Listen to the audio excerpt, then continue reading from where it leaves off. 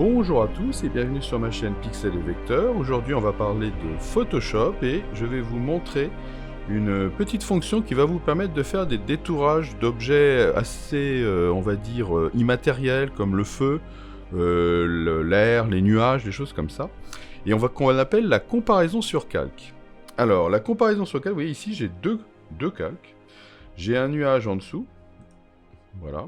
Et j'ai donc ma silhouette avec un fond orangé par-dessus.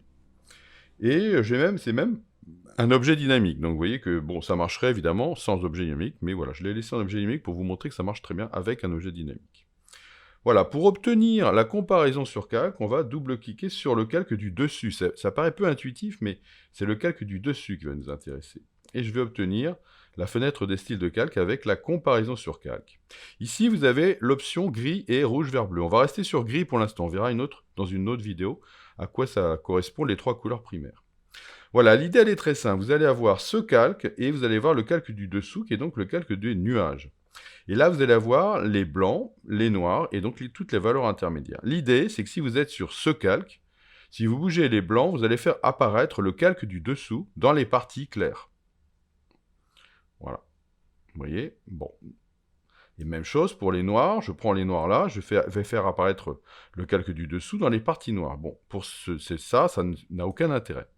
Par contre, si je prends les parties blancs du calque du dessous, je vais faire un trou dans le calque du dessus avec les valeurs claires du calque du dessous. Alors ça devient intéressant. Ça veut dire que quand je vais bouger ça, c'est mon nuage qui va apparaître. Et vous voyez que je vais faire une sorte de détourage du nuage qui serait très difficile à faire autrement. Ça serait possible, mais là, vous voyez, en quelques secondes, voilà, j'ai obtenu déjà, voilà, un nuage qui paraît maintenant au-dessus de mon mannequin, alors qu'il est toujours en dessous, si vous pouvez le voir, dans la palette des calques. Bon, vous pouvez remarquer que pour l'instant, j'ai des zones, vous voyez, qui sont autour du nuage, qui sont extrêmement, on va dire, brutes.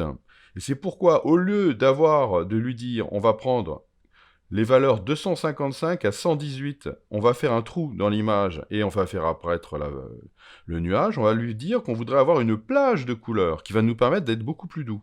Je vais aller prendre la touche Alt ou la touche Option, ça va dépendre un petit peu sur quel ordinateur vous êtes.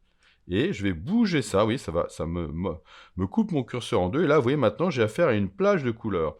C'est dans cette plage de couleurs qu'on va voir apparaître le nuage du dessous. Et vous voyez que ça va me faire quelque chose de beaucoup plus doux.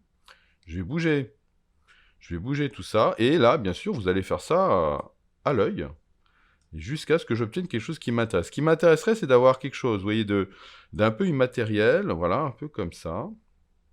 Voilà, je regarde un petit peu. Je pourrais revenir dessus, hein, donc c'est pas très grave. Voilà, et je vais commencer par faire OK là-dessus. Vous pouvez remarquer que ici, dans le petit coin ici, vous voyez, on voit une petite icône qui vous dit que vous avez une comparaison sur calque. Voilà, parfait. Donc si je redouble-clique dessus, je pourrais revoir ma comparaison sur calque et je pourrais la modifier. Parfait.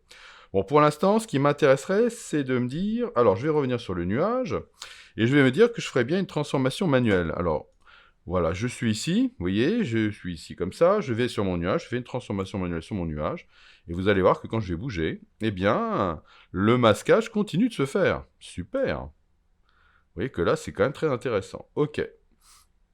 Alors, donc ce que je vais faire, c'est que je vais peut-être l'accélérer complètement, je vais le mettre complètement à l'envers. Voilà, donc je regarde un petit peu, je me dis que comme ça, je voudrais le bouger un peu par là, je voudrais l'installer peut-être un peu plus par là.